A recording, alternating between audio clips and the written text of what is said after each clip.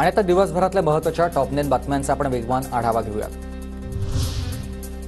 मंत्री अंतराम यांच्या शासकीय बंगल्यामध्ये खासगी व्यक्तीकडून शासकीय बैठका, कराळे नावाच्या व्यक्तीकडून खात्यामधील शासकीय अधिकाऱ्यांच्या बैठका, अधिकाऱ्यांच्या संघटनेची मंत्री बाबा आत्राम यांच्याकडे तक्रार। भाजपची देशव्यापी सदस्य नोंदणी मोहीम ती 2 सप्टेंबर ते 10 नोव्हेंबर दरम्यान टप्प्याटप्प्याने केली जाईल। सरचिटणीस विनोद तावडे यांची घोषणा।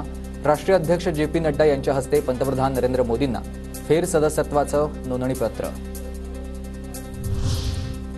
बदलापुरात पुन्हा 15 वर्षीय अल्पवयीन मुलीवर अत्याचार, मुलीवर वडिलांकडून अत्याचार झाल्याची धक्कादायक घटना। बदलापूर पोलिसांकडून नराधमा विरोधात पोक्सो अंतर्गत गुन्हा दाखल। वामन म्हात्रेंच्या अटकपूर्व जामिनावर तातडीनं सुनावणी घ्या, उच्च न्यायालयाचे कल्याण सत्र न्यायालयाला आदेश। म्हात्रेवर बदलापूर इथं वार्तांकन करणाऱ्या महिला पत्रकाराशी अर्वाच्य भाषेत संभाषण करून विनयभंग केल्याचा आरोप। रत्नागिरीमधील नर्सिंग कॉलेजमध्ये शिकणाऱ्या मुलीवर अत्याचार प्रकरणात एसआयटी स्थापन, विशेष तपास पथकामध्ये महिला पोलीस अधिकाऱ्यांची नियुक्ती, तांत्रिक तपासासोबतच अनेक पथकांकडून काम सुरू। सचिन वाझेची जामीन याचिका नव्या खंडपीठाकडे, अंतरिम जामीन मंजूर करण्याची वाझेची याचिकेतून मागणी। वाझेच्या याचिकेवर आधी निकाल राखून ठेवला होता।